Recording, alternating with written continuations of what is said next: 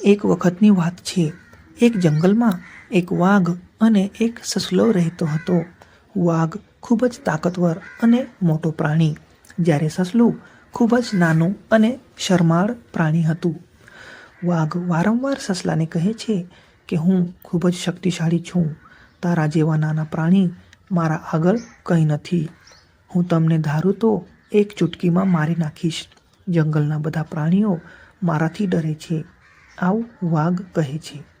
જ્યારે સસલું તેને જવાબ આપતા કહે છે કે તમે ભલે મોટા છો, તમે ભલે શક્તિશાળી છો, તમારાથી ભલે બધા જંગલના પ્રાણીઓ ડરે છે, પણ હું જંગલના નિયમોનું પાલન કરું છું અને અમે બધા પ્રાણીઓ જંગલના નિયમનું પાલન કરીએ છીએ. અમે એકબીજાની મદદ કરીએ છીએ. અમે એકબીજા પ્રત્યે પ્રેમ અને આદરભાવ રાખીએ છીએ. જ્યારે તમે હંમેશા અમને મારવાનું જ ધ્યેય રાખો છો. જંગલમાં કોઈ પ્રાણીને કંઈ મુસીબત આવે તો અમે એની મદદ માટે તત્પર રહીએ છીએ અને અમે બધા પ્રાણી હંમેશા એવું જ વિચારીએ છીએ કે તમે આ જંગલથી દૂર જતા રહો. તમને જ્યારે કોઈ મુશ્કેલી આવશે તો તમારી મદદ માટે કોઈ પણ પ્રાણી ઊભું નહીં રહેશે. આ સાંભળીને વાઘ હસવા લાગે છે. મને તમારા જેવાની મદદની જરૂર નથી. હું મારી મદદ પોતે કરી શકું છું, આવું વાઘ કહે છે. આમ કહીને વાઘ ત્યાંથી ચાલ્યો જાય છે.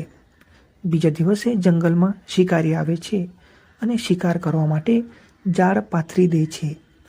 એક દિવસે વાઘ સસલાની પાછળ દોડી રહ્યો હતો. એ વાઘ સસલાને પોતાનો શિકાર બનાવવાનું વિચારી રહ્યો હતો. અચાનક સસલું જાળમાંથી બહાર નીકળી ગયું, પણ વાઘ મોટો હતો તેથી તે જાળમાં ફસાઈ ગયો. વાઘ મદદ માટે બધા પ્રાણીઓને બોલાવવા લાગ્યો, પણ એની મદદ માટે કોઈ પણ પ્રાણી આવ્યું નહીં. આખરે સસલાને દયા આવી અને સસલાએ પોતાના દાંતથી એ જાળ કાપી નાખી. આ જોઈને વાઘને રડવું આવી ગયું.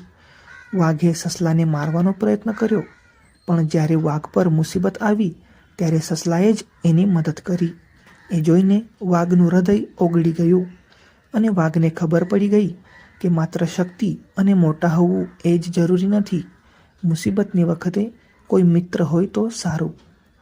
મિત્રો, આ વાર્તા સારી લાગી હોય તો લાઈક કરજો. આવી જ વાર્તા જોવા માટે ચેનલને સબસ્ક્રાઈબ કરજો. મળીશું આગલા વિડીયોમાં. ત્યાર સુધી ગુડ બાય, ટેક કેર.